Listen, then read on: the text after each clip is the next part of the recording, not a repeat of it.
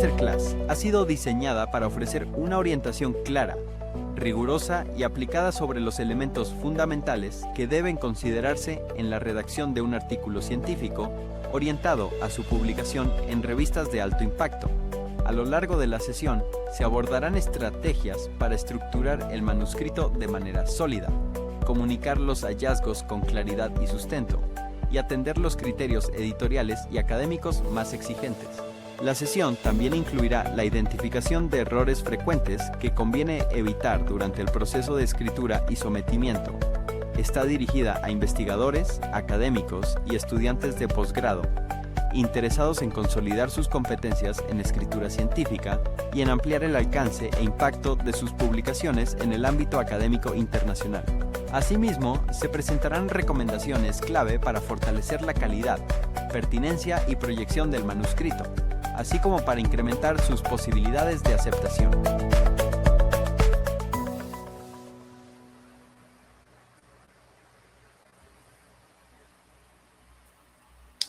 Hola, muy buenos días. Les doy la más cordial bienvenida a esta sesión del programa IFE Conference Talks, organizado por el Instituto para el Futuro de la Educación del Tecnológico de Monterrey. Yo soy Elvira Rincón, trabajo como investigadora medidora de impacto en el mismo Instituto para el Futuro de la Educación del Tecnológico de Monterrey y es un gusto acompañarlos el día de hoy. Antes de iniciar, les recordamos que pueden enviar sus preguntas y comentarios a través del chat. Y también quiero aprovechar el momento para comentarles que la convocatoria para enviar sus contribuciones de innovación educativa y ser ponente en el IFE Conference 2027 ya está abierta. Les invitamos a participar y ser parte de esta experiencia. En la página ifeconference.tec.mx pueden encontrar la información de las diferentes líneas temáticas y tipos de contribuciones que se reciben en nuestra convocatoria. La fecha límite para la recepción de contribuciones es el 15 de junio. Aquí recuerden que manejamos dos tipos de contribuciones, las contribuciones de innovación educativa y las contribuciones de investigación. Las de investigación este año van a ser publicadas en la serie de libros de Springer, claro, si son aceptadas, en el Lecture Notes in Educational Technology, indexada en Scopus. El día de hoy presentamos el tema del manuscrito a la publicación, claves para llegar a revistas de alto impacto, y para ello es un gusto contar con la participación de Juan José Mena Marcos. Él es profesor asociado y director del Departamento de Educación de la Universidad de Salamanca, España. Entonces, Juanjo, sin más que decir, muchas gracias y bienvenido. Adelante. Muchas gracias a ti, Elvira, y a todo el Instituto for the Future of Education, ¿no?, por la invitación y por participar en este evento tan importante y tan interesante como las IFE Conference Talks. Me parece que es un formato muy ágil y muy dinámico para discutir estos asuntos tan importantes que nos competen un poquito a todos. Entonces, hombre, un poquito mi idea, no sé si tenemos por ahí la presentación para ponerla ya sobre la proyección. Muchas gracias. La idea un poquito era en una charla breve, ¿no? En esta plática serían, pues eso, unos 25, 30 minutos, hablar un poquito de estas, de cómo llegar a hacer publicaciones en el mundo académico, ¿no?, que es algo que es bastante complicado, y cuáles pueden ser algunas claves, algunas pistas que nos pueden, digamos, indicar cómo hacerlo mejor, aunque esto es algo que es una carrera de fondo y que irlo aprendiendo poco a poco. Pero no sin antes ver un poquito cuál es la situación actual. Entonces, el propósito de esta charla sería básicamente, por un lado, ver un poco cómo es la situación actual en la investigación en Latinoamérica y dos, pues ver un poco cómo serían estas claves para intentar llegar a estas publicaciones, ¿no?, desde lo que estamos haciendo en las facultades.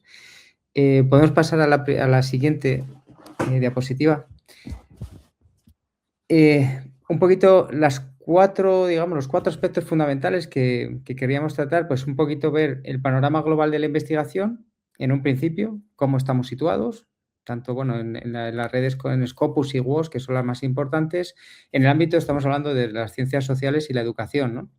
Luego, ¿cómo funcionan los rankings? Porque eso hay que entenderlo también para saber cómo posicionar un trabajo nuestro en revistas de alto impacto.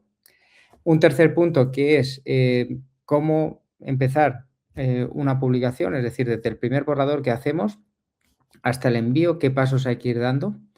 Y luego también, pues eso, cuáles son las estrategias mejores, algunos errores comunes en los procesos editoriales y cómo hay que atender a los revisores, que es un público bastante delicado. Y en último lugar, un cuarto punto general sería pues un poco, ahora que estamos en la época de la IA, cómo se utiliza la IA en la investigación. La IA se utiliza en todos los ámbitos, pero en investigación hay que utilizarla con mucha cautela y sabiendo cómo tenemos que hacer. Hay procesos en los que sí nos lo permiten utilizar y hay otros procesos en los que no se va a permitir el uso de la IA por los revisores o por algunas revistas que te lo rechazan directamente si ven que lo has utilizado, ¿no? Bien, si vamos a la siguiente diapositiva. Una foto global. ¿Cómo estamos en la producción científica, ciencias sociales y educación en Latinoamérica? Bien, un dato muy interesante, muy importante, que está muy bien. Ha habido un crecimiento sostenido desde el 2018 hasta el 23 y hasta ahora el 26 también, pero esto es lo que está documentado, de un 28% del incremento de las publicaciones, que antes era bastante más bajo y poco a poco pues en Latinoamérica está subiendo esa producción científica. Aún así representa un 4% de la cuota, digamos, de la producción mundial de artículos, ¿no? Dentro de lo que será el contexto iberoamericano, España, por ejemplo, en el tema de ciencias sociales ocupa un segundo puesto, creo que es el quinto en educación. Y luego también es cierto que el ámbito latinoamericano, más del 60% de las publicaciones que se manejan son de acceso abierto. Yo de los contextos que me muevo a nivel mundial, donde más se usa y se valora el acceso abierto es en el ámbito de Latinoamérica. Bien, esa es la imagen. Seguimos con más datos en la siguiente diapositiva. Aquí vemos simplemente con que vayamos a Estimago, que es la web, digamos, en la que nos catalogan, digamos, los distintos países, universidades y demás por las materias.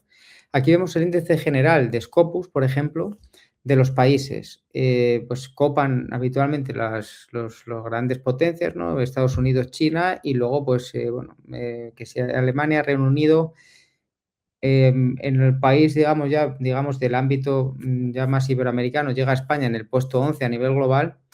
Y luego, pues en educación también, pues por ejemplo, tenemos a Brasil en una octava posición para que llegue, digamos, el primer país latinoamericano.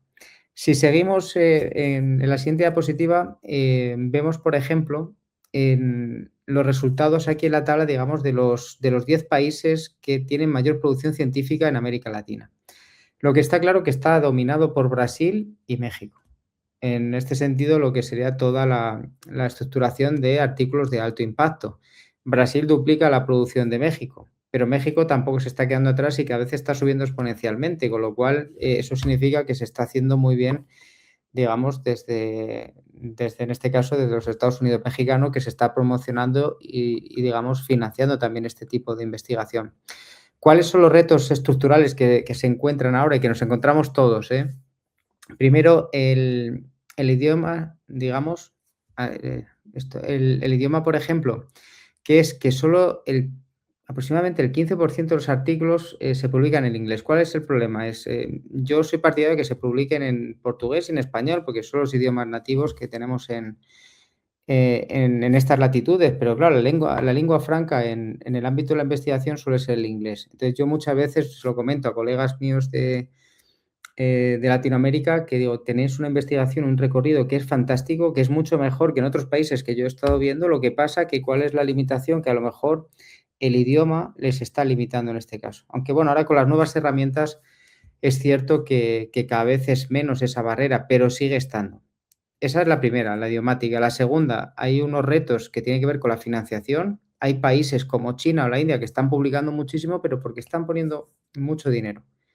Es decir, están pagándose la investigación. Eso también tiene su, no sé cómo decir, su contrapartida ética. Porque, claro, hay algunas cargas de lo que se llama los Article Processing Charges en los Q hasta 3.000 euros por, digamos, por artículo, ¿Qué investigadores se pueden pagar esos? ¿Qué instituciones se pueden pagar eso? Hombre, pues una institución como el TEC de Monterrey puede pagarse lo que quiera porque tiene mucha financiación, pero hay otras instituciones que no tienen esa facilidad. Entonces, hace que se limite mucho la llegada y el alcance de un investigador de cualquier otra latitud, ¿no? Que no tenga ese beneficio. Y luego también otra cosa que en redes, en lo que yo veo de retos estructurales, y es muy importante tenerlo en cuenta, son las redes de colaboración.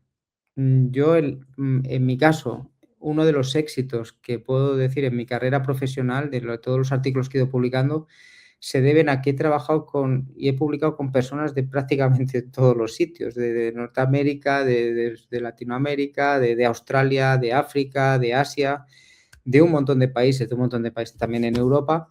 Cuanto más amplia es tu red internacional, es mucho más fácil situar un artículo en un Q1 o un Q2. Eso no me cabe ninguna duda. Seguimos en la siguiente slide, por favor.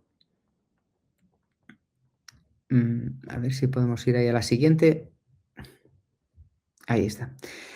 También tenemos que tener en cuenta que en educación y ciencias sociales tenemos 4 grupos editoriales que hay que manejarlos. Es decir, tenemos primero el Sevier, que es la mayor editorial académica del mundo, es la que tiene Scopus y tiene revistas, por ejemplo, en nuestro campo de educación como Teaching and Teach Education, que son las más fuertes, las más potentes. Tenemos luego Springer, Nature, ¿no? Que es la mezcla entre Springer y Nature que se han fusionado y agrupa también pues miles de títulos en ciencias de la educación. Detrás del Sevier pues estaría este otro grupo. Luego Taylor and Francis, que también es un supergrupo muy potente, que tiene, pues eso, publica más de 2.700 revistas y es muy fuerte en educación también. Y luego, en un cuarto lugar, que yo lo veo ya un poquito más alejado de estas 3 primeras, pues Sage o Wiley, que también publican, pero bueno, suelen ser más de ámbito de ciencias naturales más que en las sociales, ¿no? Pero estarían estos 4 grupos que hay que saber enfocar. Cualquier revista que esté dentro de estos 3 primeros, al menos, va a estar metida en un ranking de calidad, ¿no? Elsevier, Springer, Nature y Taylor and Francis. La siguiente, por favor. Bien, ahora, una vez visto un poquito una imagen global, recordamos que tenemos poco tiempo, ¿no? Y queremos hacer algo que sea un poquito pues, más ágil, ¿no? Esta es la situación que tenemos. Ahora, visto esto, dice, si yo quiero aumentar mi nivel de producción científica, ¿cómo se hace esto? Bien, el proceso para publicar es un proceso largo que en el mejor de los casos dura 6 meses. Yo los cálculos que hago según mi trayectoria y en el peor de los casos, o sea, cuando te dura mucho, te tiras hasta 2 años hasta conseguir publicar un trabajo que has estado haciendo. O sea, estoy hablando 2 años desde que tú haces el artículo y lo mandas, no la investigación que viene, que está detrás, que a lo mejor has tardado otro año en hacerla, ¿no? Entonces, el tema es que publicar una revista de alto impacto no publicas de un día para otro. Necesitas entre 6 y 2 años, ¿no? Entonces, hay esta fase, ¿no? Primero tienes una preparación en la que tú tienes que hacer el artículo. Antes se decía que hacías el artículo from the scratch, ¿no? Que es como desde el inicio, como siempre se ha hecho manualmente. Ahora con las herramientas IA se puede intentar hacer alguna cosa inicialmente que te dé una pauta para empezar a escribirlo, pero como voy a decir más adelante, si hay un campo en el que no se puede abusar y se tiene que usar con mucho cuidado la IA, es en las publicaciones, ¿vale? Porque es un trabajo de autoría de una persona humana, no puedes poner de autoría a una IA, ¿no? Bien, primero está la preparación, ¿no? Una vez que hacemos la preparación y que tenemos las versiones, que al final acabas haciendo una versión en la versión 12 o 13 cuando estás conforme, que crees que tiene la calidad suficiente, se procede al envío. Lo envías a la revista te lo revisa, siempre hay 2 filtros.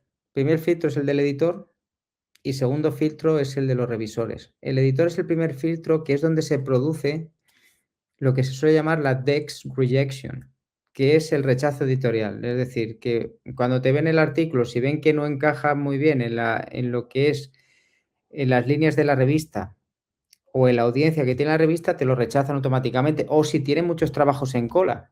Entonces ya como tienen muchos, le has llegado otro más y dice, mira, ya no podemos procesar más. Yo os lo digo, yo por ejemplo estoy metido en comités editoriales de varias revistas. En uno en el que te estamos tomando decisiones, que somos 10 editores jefes, ¿no? Digamos, en el comité editorial, es en European Journal of Teaching Education, y esto pasa. A veces el editor te dice, mira, no lo aceptamos, está muy bien, nos ha gustado, pero simplemente es que no nos caben más. O sea, ya no podemos procesar más artículos. Entonces, primer filtro en lo que sería la revisión, el editor. Entonces, por favor, ¿qué hay que hacer?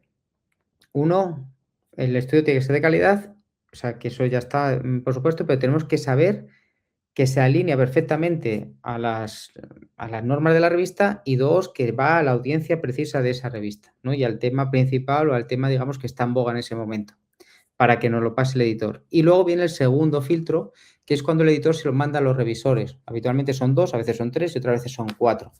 Es la blind review, que lo hacen 2 revisores sin saber tu nombre y te lo revisan. Y una vez que te hacen la revisión, te dan una respuesta. Si te lo aceptan de primera mano, a mí solo me han aceptado uno de primera mano en toda mi carrera, precisamente en Teaching and Teaching Education, que es la más alta que hay en mi campo. Aceptar un artículo a la primera no me lo podía creer, con un autor canadiense, ¿de acuerdo? Pero no es lo habitual. Lo habitual es que te lo acepten con cambios menores o con cambios mayores, que es lo más habitual, y luego tengas que hacer unas respuestas al revisor, volverle a enviar otra vez lo que él decía, a ver si lo cambias en el texto principal, le dices cómo has hecho los cambios, etcétera, ¿no? Entonces, esa es un poco la respuesta, o sea, que tú le haces, o sea, a los revisores, ¿no? Que sería esta cuarta fase. Cuando tú respondes a cada uno de los comentarios que te han hecho el revisor 1, por ejemplo, y revisor 2. Dice respuesta a revisor 1, respuesta a revisor 2, y luego le indicas en ese documento de respuesta dónde has introducido los cambios en el manuscrito. Una vez que les haces caso y que le dices las cosas como ellos creen que tiene que ser, pues luego ya viene la fase final del check de aceptarlo, ¿no? Bien, esto parece un proceso sencillo, pero repito, lleva mucho tiempo. Sobre todo el primer filtro y el segundo. O sea, el primer filtro que te pasa el editor y el segundo el de los revisores. Bien, pasamos a la siguiente, por favor. Ahora, es muy difícil en una charla tan corta, ¿no? En esta plática, decir claves para que un artículo den en la diana, ¿no? Pero me gustaría deciros 3 cosas, solo.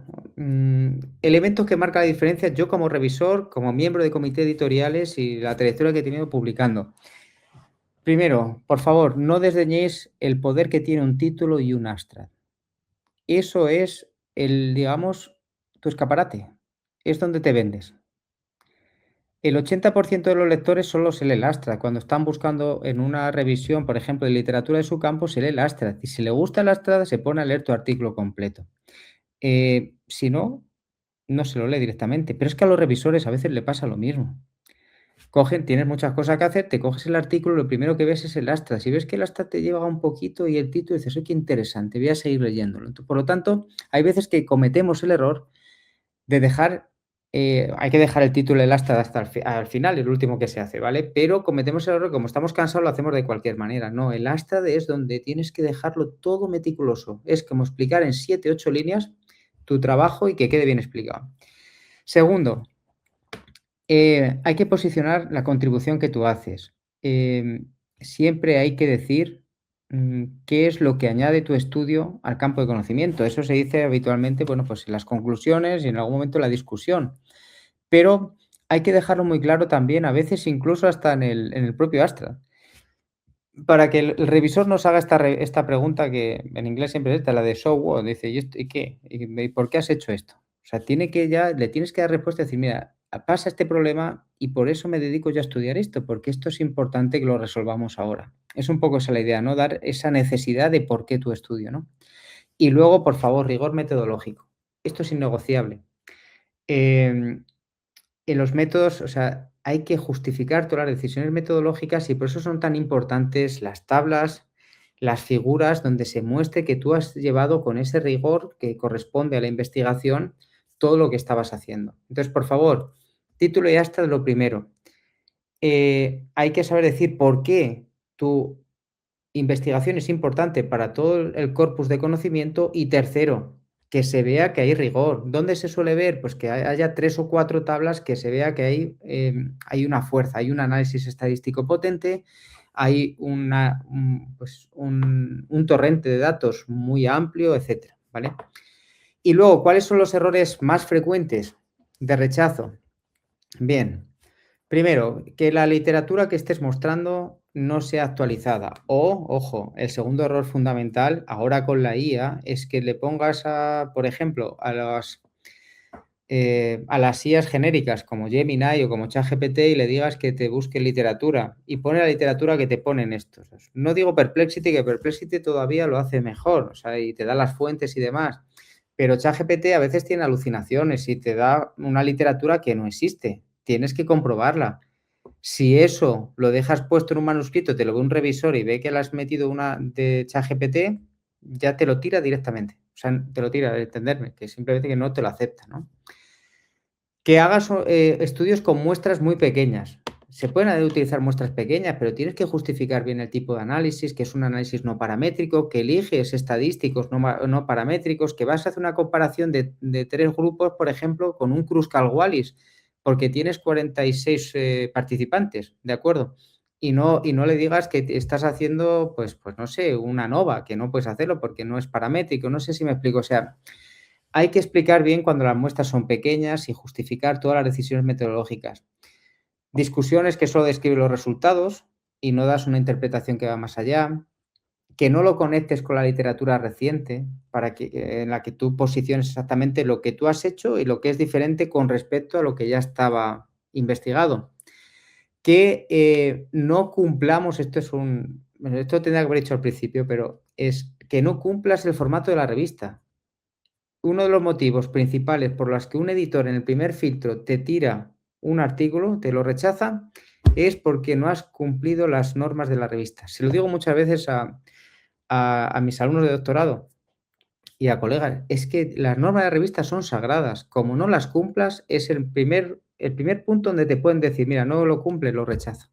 Entonces, eso hay que cuidarlo mucho.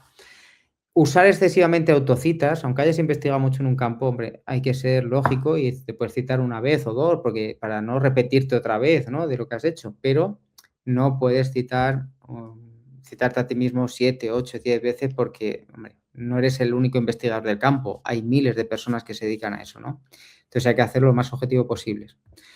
Bien. Y luego, bueno, a veces conclusiones que se alejan mucho de los resultados, que dicen, con esto ha cambiado el mundo. No, hombre, has cambiado una parte muy pequeñita y tienes que ser consecuente con lo poco que tú has avanzado, pero que lo muestras con evidencias. Pero no sirve decir que con tu estudio se va a cambiar la realidad, porque no es así, ¿verdad? Bien, la siguiente diapositiva, por favor. ¿Cómo elegir la revista correcta? Esta es otra. Cuando escribimos tenemos que respondernos a esta pregunta. Yo tengo varios criterios. Aquí pongo 4, ¿no? El primer criterio es, primero, el alcance y la audiencia. Bien, la regla de los 20 artículos.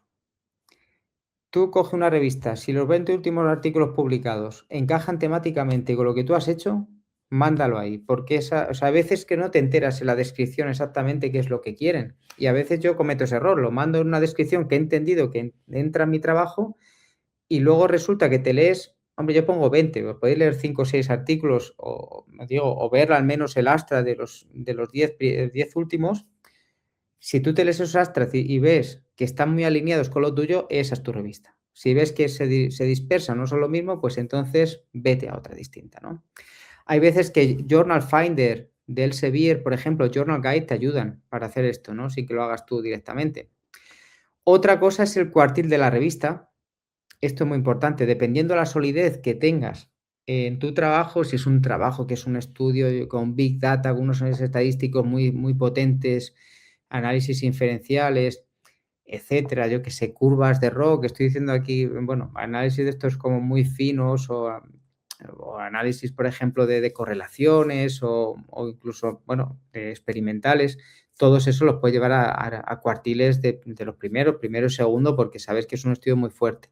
Ahora, hay veces que tienes un estudio un poquito más flojo y dices, ¿esto dónde lo envío? No lo vas a enviar a una revista muy potente. Dice, bueno, pues a partir del cuartil 3 o 4. Entonces tú ya te eliges un poquito el cuartil. Si es un estudio muy potente, vete al principio, a las más importantes. Pero si tienes un artículo con algo más flojo, no pierdas el tiempo yendo a una cuartil 1 porque te lo van a tirar. Vete de cuartil 3 o cuartil 4 y lo vas valorando, ¿no? Y ves qué tipo de artículos han encajado en esa revista y si hay alguno parecido al tuyo, ¿no? El tercer criterio, el tiempo de revisión. A veces eso es importante. Depende. Imaginaros que os tenéis que acreditar con el CONACYT o lo que sea, necesitáis en 6 meses tener un artículo más. Pues a lo mejor hay revistas que te dicen, básicamente los tiempos de publicación oscilan entre 12 meses y 16 meses o 18. Dices, hombre, no voy a estar un año y medio esperando porque yo lo necesito antes. Pues tienes que ir a otra revista que los tiempos de revisión sean más cortos, ¿no?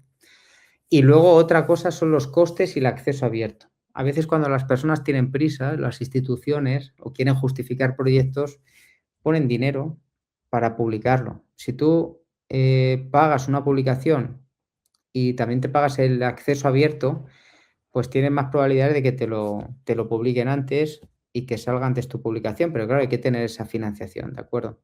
Entonces, esos 4 criterios hay que tenerlos, yo pienso que muy en cuenta antes de enviar tu trabajo, para que tenga cierto éxito, ¿no? Y no te demores mucho en que te diga una revista que no, la siguiente que no, etcétera, ¿no? Bien, la siguiente, por favor. Y luego, una cosita que quería tocar en estos minutos que me quedan, ya me quedan, pues eso, 4 minutos, esta y otra diapositiva que tengo. La IA, ¿cómo utilizamos la IA? Bien, esto es una pregunta fundamental a día de hoy. Yo todavía me sigo dando respuestas.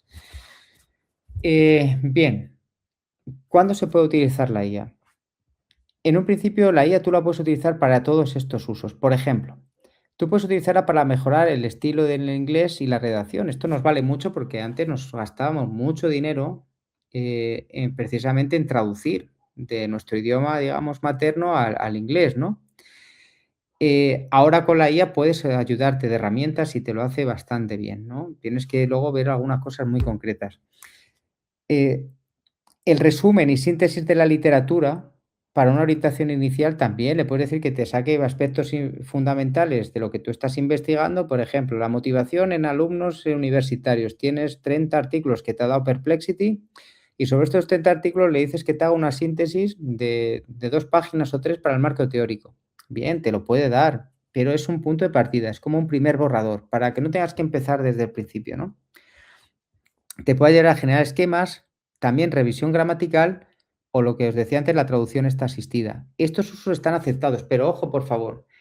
Yo el último que he publicado sobre IA en formación del profesorado, que ha sido en European Journal of Teacher Education, ponemos claramente que los autores que figuran ahí han hecho uso de la IA para, y le hemos puesto en una nota al pie, el autor primero para la redacción y el estilo en el inglés. Y el autor segundo, en mi caso, yo lo había utilizado para hacer un resumen de la literatura, era un monográfico, de los artículos de los que estábamos comentando.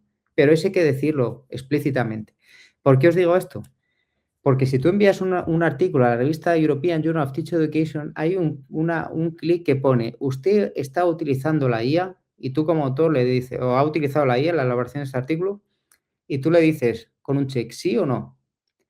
Si pones que no lo has utilizado, los revisores te van a pasar estos, digamos, que son de autoplagio, no de autoplagio, perdón, de detectores de IA, que hay un montón, ¿no? Entonces te pasan un detector de IA si ven que hay que ha sido creado, digamos, por una máquina y no por un humano, te lo rechazan directamente. Ahora, si tú lo dices, dónde lo has utilizado, entonces el revisor dice, bueno, este hombre está siendo honesto y pasa a la siguiente fase, ¿no? Ahora, ¿cuáles son los usos inaceptables? Nunca podemos poner a la IA como autora, aunque lo quiera reconocer. ¿Por qué? Porque ellos no tienen ninguna responsabilidad sobre los datos, ni ética, ni moral, ni de ningún tipo. Entonces, eso no se puede hacer. No podemos pasar un artículo completo, íntegramente, un texto, con la IA, pero ya no digo íntegramente, ni siquiera una página. Hay que hacerlo bien y lo tenemos que revisar nosotros y ajustarlo y que lo humanicemos nosotros. Hay humanizadores en la IA, pero también los detectan, los antiplagios, ¿vale? Los anti-IA, digo, los que ven si se ha utilizado esta herramienta. Luego, que no nos inventemos referencias bibliográficas. Esto es un error común en mis alumnos, que lo hacen de esta manera. Es decir, ellos se ponen a buscar, en vez de leerse los artículos, dicen, bueno, que me busque los artículos la IA y que me lo resuma la IA. Pero claro, hay veces que se inventan las referencias, se inventan la página donde se supone que está y realmente no es así, ¿no? Entonces, bueno, hay más usos inaceptables, pero eso para mí son los básicos. Entonces, ¿cuáles son las posturas? Pues lo que decía, el Sevier, Springer y Taylor lo que hace la revista, se exige una declaración explícita de si has usado o no la IA. Algunas revistas rechazan directamente manuscritos que tengan texto generado por IA. Y, bueno, aquí pone herramientas de detección. Esta de Turnitin y Authenticate son básicamente para plagio, pero hay otras, muchas más, digamos, para identificar este tipo de textos. Bien, lo último, simplemente que tenía unos consejos por aquí, que tenía como 10, pero lo he reducido a 5, que es la última referencia en un minuto, a ver si puedo, en la siguiente slide. Esta es. 5 recomendaciones. Tengo 10, pero se me voy a quedar con 5 porque ya son y media, ¿vale? Sería, entonces, primero, hay que 5 consejos. Primero, planificar la publicación desde el diseño de la investigación. Es decir, que incluso haciéndolo bien, antes de ponerte a recoger datos y demás, que ya tengas bastante claro cuáles son las 3 o 4 revistas en las que tú vas a encajar, ¿vale? Si tienes ya una revista, dices, mira, voy a intentar hacer un artículo para esta. Entonces empiezas ya la investigación centrándote un poco en el público y en el tipo de revista y en las cosas que te piden. 2, si queremos entrar en estas revistas, digamos, en la lengua franca, ¿no?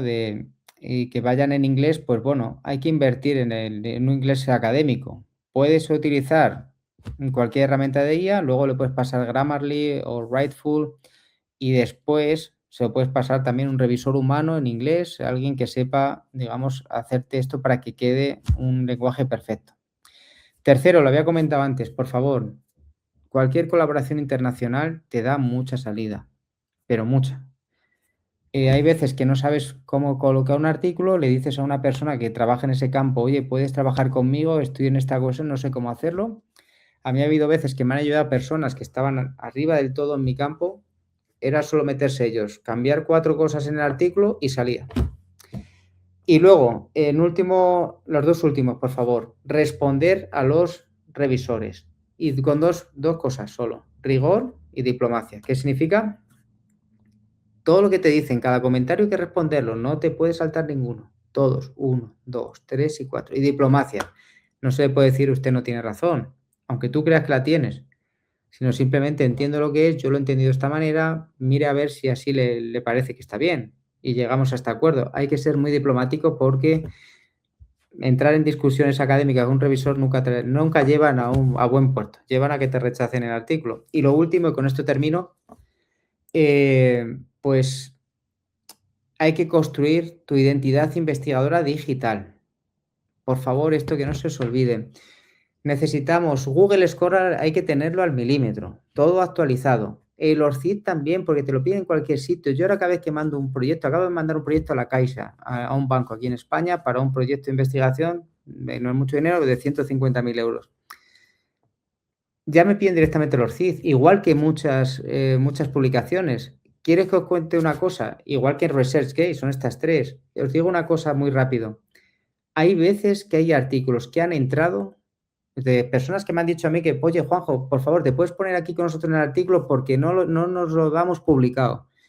Metes una persona que tenga un ORCID con muchas más publicaciones y de repente sale el artículo. Eso me pasaba a mí antes cuando estaba en una fase más baja, que cuando metías los ORCID siempre son muy importantes para que un revisor de cualquier ámbito vea cuál es tu trayectoria de publicaciones. Entonces tienes que tenerlo actualizado al milímetro. Por favor, no descuidéis los perfiles de investigación digital. Con eso me quedo porque no quiero entretener mucho más y vamos, si hay tiempo estoy abierto a cualquier pregunta y discusión porque es un tema que bueno, me apasiona en este sentido. Juanjo, muchísimas gracias. Creo que ya me escucho. Muchísimas gracias por tus aportes. Fueron muy interesantes desde el inicio. O sea, nos tuviste muy atentos con esto de las métricas que me parece demasiado interesante. De pronto tenemos como que la idea de que se publica mucho en Latinoamérica y bueno, según lo que nos comentas, no es tanto. Entonces, bueno, ahí tenemos un área de oportunidad grande, ¿no?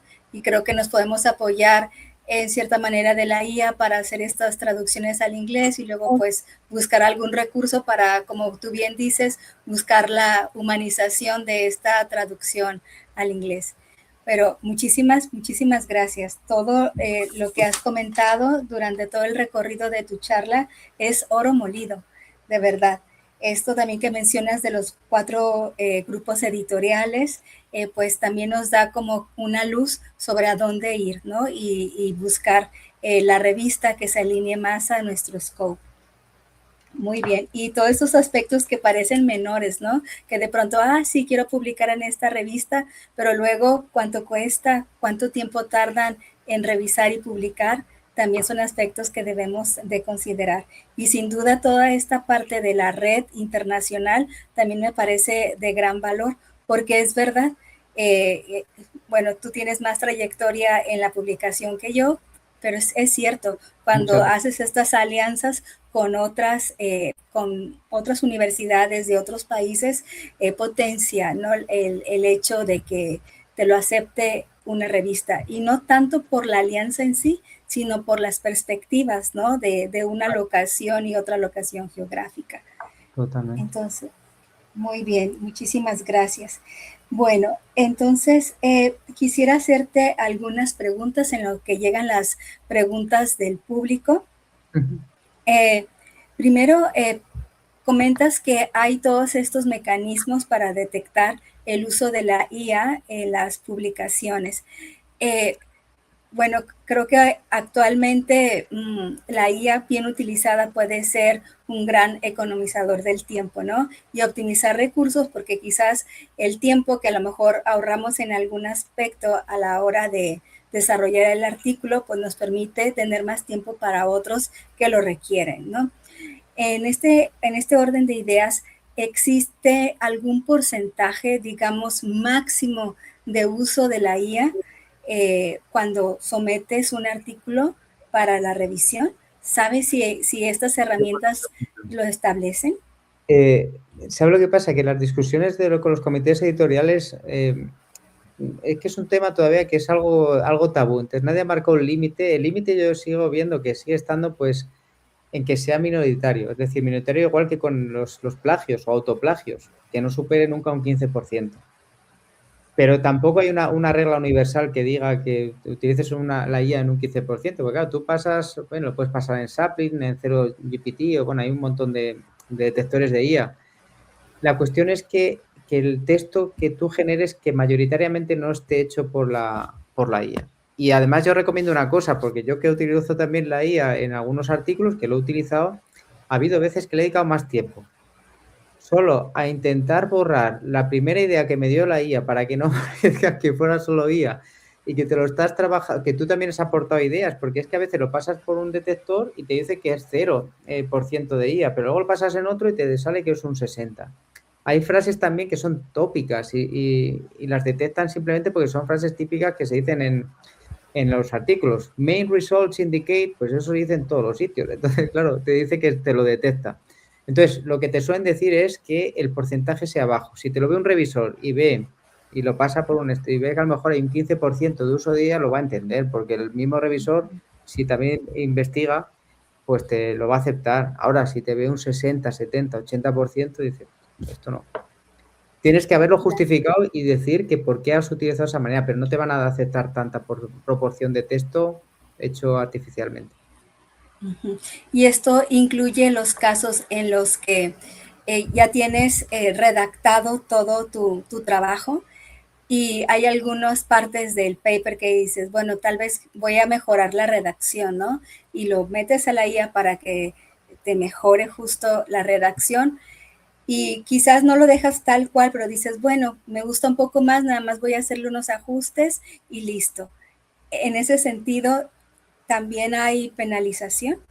Claro, es que yo es uno de los miedos que tengo en la IA. Es decir, a veces tú te has trabajado algo que está muy interesante y dices, voy a darle una última vuelta y que me lo mejore gramaticalmente. Pero ¿qué pasa? Se lo has metido ya a una base de datos de una IA que ya lo tiene ella.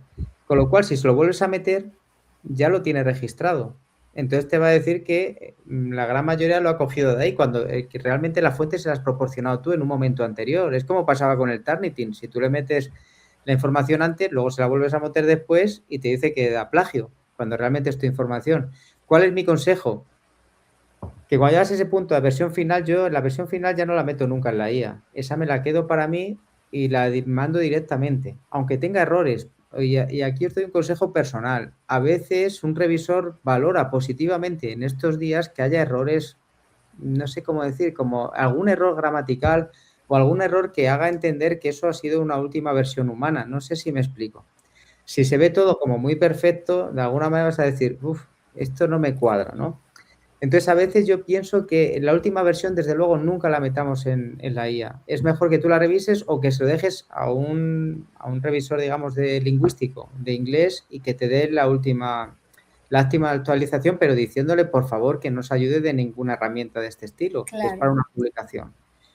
Es que es un campo muy complicado el que tenemos en este caso, Elvira, porque esto no es como mi hermano que es policía, que le he hecho un GPT para cómo hacer informes en accidentes de tráfico. Está encantado, pero claro, es que eso solo se archiva en una comisaría. Pero nadie les dice, usted es autor de esto, les da igual la comisaría quién es el autor, lo que quieren es tener la descripción del siniestro, ¿no? En nuestro caso es que reclamamos una autoría, entonces, claro, tienes que decir que eres tú, entonces no puede ser que la mayoría sea la IA, ¿no? Es peliagudo, ¿eh? O sea, por un lado te claro. facilita, pero por otro lado también te hace que estés luchando contra la IA en algún punto, ¿eh? Claro, sí, muy, muy interesante esto que comentas, sí, nos da bastante luz. Juanjo, ¿crees que sea posible que puedas compartirnos los 5 aspectos claves que quedaron pendientes así rápidamente? Yo creo que sería muy positivo para la audiencia que se quedara registrado en el video.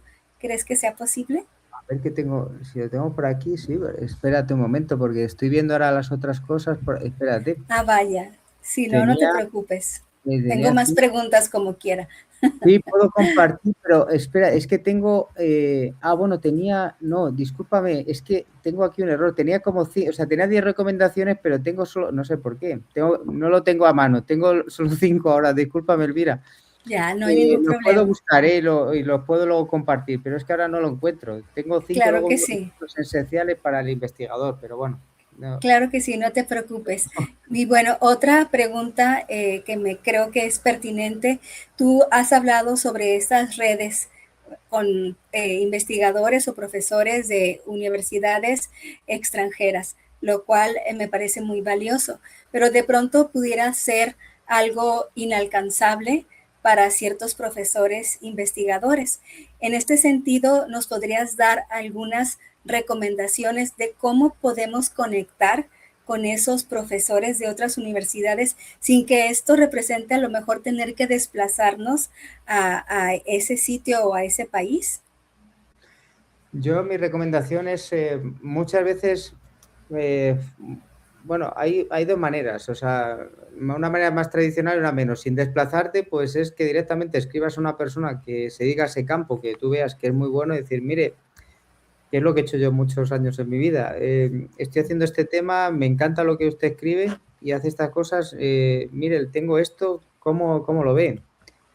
Y entonces a lo mejor te puede mirar tu artículo, verlo de alguna manera. ¿Me podría usted ayudar con alguna cuestión de este estilo? Pues alguna vez te pueden ayudar, te puedes conectar con ellos, a veces te pueden ayudar con una coautoría y ellos están dentro, te aportan alguna cosa y a veces eso te funciona.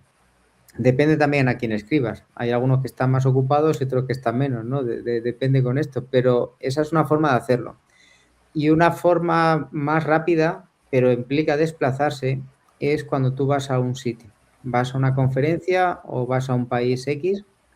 Yo siempre digo que a las conferencias hay que seguir yendo, si puede ser presencialmente, porque es un momento de conectar con las personas a nivel, no solo por pantalla. Eso hace que te conozcan, que tú entres en una discusión genuina y muchas veces, yo de muchas relaciones de este estilo he conseguido pues que luego después trabajara con esa persona en un artículo. Llevamos a trabajar esto con estas ideas, me parece muy interesante.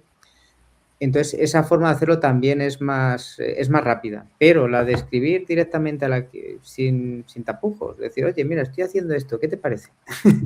Muchas veces te sorprende lo positivo que mucha gente te puede responder, ¿eh? De hecho, yo muchas veces, bueno, yo, Elvira, contigo sabes que he trabajado encantado, y a ti te pasa ahora como a mí. A veces te escribe alguien de un país del mundo y dice, oye, es que estoy trabajando en esto, ¿le gustaría a usted trabajar conmigo en esta cuestión? Y dices, oye, qué interesante. Y pues le dices, pues sí, me parece muy bien. Y te pones a trabajar en ese artículo. Y la persona está encantada porque a lo mejor está empezando a hacer la tesis. Pues sí funciona. Yo lo que digo, el consejo es que en este caso no hay que tener mucha vergüenza. Es escribir educadamente, por supuesto, y a ver qué nos dice. Muy bien, muchísimas gracias. Y bueno, ya por último, la última pregunta para ir cerrando esta interesante sesión es una de las, digamos, preocupaciones desde la parte editorial de nosotros como IFE Conference, es la cantidad de autores que son, digamos, apropiados para participar en una contribución. Entonces, en este sentido, ¿cuál sería digamos, el número máximo o más bien, me replanteo la pregunta, ¿cuál sería la justificación para que un proceedings tenga más de 4 autores? Partiendo del hecho que un proceedings, aunque esté indexado en Scopus, pues es relativamente menos trabajo que un paper que va a una revista. Claro. No, es muy buena pregunta, Elvira, la verdad, porque esto es una discusión de siempre. Habitualmente no hay normas para esto. O sea, no hay normas, digamos, explícitas. Las normas las suelen marcar para mí las agencias de calificación, ¿no? De evaluación, mejor dicho, pues como el CONACYT o la NECA aquí en España, que te dicen, bueno, sí, y depende también de la rama. Por ejemplo, en ciencias sociales o en educación, habitualmente lo que consideran estas agencias, igual que los departamentos, como en mi caso, las facultades, que es más de 3, en este caso más de 3 autores, ya empiezan como a penalizarte. No a penalizarte, sino que te cuenta menos la contribución. O sea, y te cuenta también el orden. O sea, te cuenta el número de autores y el orden. En ciencias sociales, el orden, el que va primero, significa que ha hecho más. Segundo, un poquito menos, el tercero. Pero si vas a medicina, es al revés. En medicina a veces tienen 18 autores y el último es el que ha hecho más o es el líder del grupo, etcétera. O sea, que tiene otra norma. Allí se aceptan artículos con muchísimos autores porque ha habido pruebas de laboratorio, muchas personas que han dedicado muchas horas en distintos ensayos y ahí sí que se les cuenta. Pero en nuestro caso, como bien dices, más de 3 o 4, ya la autoría se diluye. Y aquí en España se están poniendo límites a eso, es decir, todo lo que es más de 3 se puede contabilizar, pero luego proporcionalmente. Cada vez que añades uno, pues te descuenta un poquito más de lo que vale una contribución. Entonces, yo diría que sí. Para mí siempre es el número mágico es 3. Ahora, si se meten 4, me parece también lógico y está bien, y más en unos proceedings que es una publicación dentro de lo que cabe, aunque es importante, pero es menor que un peer review, ¿no? Que en una revista de estas de las que estábamos hablando. Pero desde luego, en nuestro campo, más de 4 me parece que ya, bueno, pues empieza a ser un poco como disperso. Y veo bien que marquéis ese límite porque es una manera de evitar un poco lo que yo a veces he visto, lo del fraude académico, en el sentido de que me he encontrado en algún momento de mi vida cosas que no me han gustado, pues que dicen, oye, estáis presentando esto en IFE, en la conferencia, que es muy interesante. Sí, sí, oye, ¿por qué no me metéis a mí también? Que me gustaría que me faltan unas conferencias para el currículum y viene, como es mi amigo, pues lo pongo. No, hombre, eso no puede ser. Eso tiene que ser alguien que haya participado legítimamente en el artículo. Entonces, poner 4 me parece que es un límite muy razonable para precisamente limitar esa práctica. O sea que, vamos, yo lo suscribo plenamente, esa idea, pero que no hay un número, eso es un poco la idea. Y si hay un número, yo diría entre 3 y 4 y depende de las agencias. Muy bien, excelente. Muchísimas gracias, Juanjo. Y bueno, con esto cerramos esta charla. No sé, Juanjo, si quisieras dar algún mensaje final, por favor. Pues sí, quiero dar un mensaje final y además un mensaje positivo. Por favor, yo tengo la suerte de colaborar con personas de México y también de Brasil, de otros sitios fantásticos. La investigación que hacéis allí, lo he dicho muchas veces, es fantástica, es de primer nivel, pero hay un pero. Y a veces el pero, ¿sabes cuál es? Que es que veo que a veces las personas no se lanzan a mostrar la valía de ese artículo. No se lanzan a publicarlo porque creen que es menos que otras cosas que hay en el resto del mundo. Yo he visto trabajos y contribuciones que son magníficas, excepcionales, y simplemente no ven la luz, pues porque el investigador a lo mejor cree que es que eso no es suficiente. Sí que lo es, si simplemente lo vas apurando, es mejor que a lo mejor el trabajo que se ha hecho en China, que se ha hecho en Finlandia o que se ha hecho en Estados Unidos. Que creamos un poco en nosotros mismos, es lo único que quiero decir. México está subiendo muchísimo, pero tiene que subir más todavía porque hay mucho potencial. Entonces, por favor, no dejéis nada en el escritorio. Ese es el mensaje final. No hay que dejar nada en el escritorio, hay que publicarlo. Si no sale en un Q1, que salga en unos proceedings, si no en un capítulo de libro o donde sea. Pero, por favor, dar a conocer vuestra voz, que tenéis muchas cosas interesantes que contar. Eso es lo que yo pienso. Fantástico. Muchísimas gracias, Juanjo. A ti, Muy Elvira, bien. por la invitación. Qué amable. Claro que sí, no, al contrario. Bueno, pues ahora pasamos ya a ir cerrando esta sesión y les recuerdo nuevamente que la convocatoria para enviar sus contribuciones de innovación educativa y ser ponente en el IFE Conference 2027 está abierta. En la página ifeconference.tec.mx pueden encontrar la información de las diferentes líneas temáticas y tipos de contribuciones que se reciben en nuestra convocatoria. La fecha límite para la recepción de contribuciones es el 15 de junio. Y aquí vuelvo a reiterar que recibimos dos tipos de contribuciones. Las contribuciones de innovación educativa que se publican en las memorias del Congreso y las contribuciones de investigación que se publican cuando son aceptadas, claro está, en la serie de libros de Springer, Lecture Notes in Educational Technology, indexada en Scopus. Para más información también pueden escribir al correo electrónico ifeconference@servicios.tec.mx. Para finalizar, en nombre del Instituto para el Futuro de la Educación del Tecnológico de Monterrey, los esperamos en la siguiente sesión del IFE Conference Talks, en la cual tendremos la sesión titulada Tu experiencia cuenta, de la práctica innovadora a la ponencia académica. La cita es el próximo miércoles 6 de mayo a las 16 horas, tiempo del Centro de México. Agradecemos a nuestro querido invitado por habernos acompañado hoy y por todas estas ideas tan valiosas que nos compartió y que son fruto de toda su trayectoria. Además, damos las gracias al equipo técnico quien nos apoyó con la logística para esta sesión. Que tengan un excelente día.